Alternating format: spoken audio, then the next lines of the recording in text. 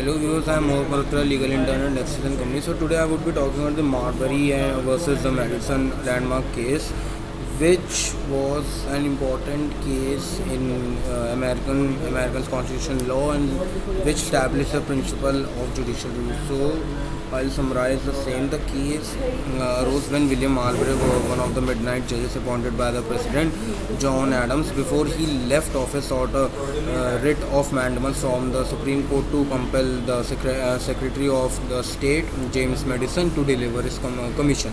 However, Chief Justice John Marshall, writing for the court, held that a provision of the Judicial Act of 1789, under which Marbury had filed his lawsuit, was unconstitutional. The court ruled that the provision granting the Supreme Court has the power to issue the writs of mandamus exceeded the court's original jurisdiction as specified in the United States Constitution. In reaching its decision, the court established the principle of judicial review, which asserts that the Supreme Court has the authority to review the acts of Congress and determine their constitutionality.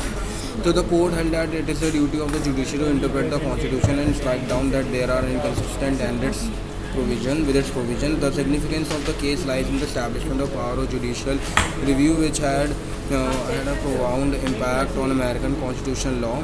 It solidified the authority of Supreme Court to review and invalidate the acts of Congress and other branches of government that are found to be in violation of the Constitution.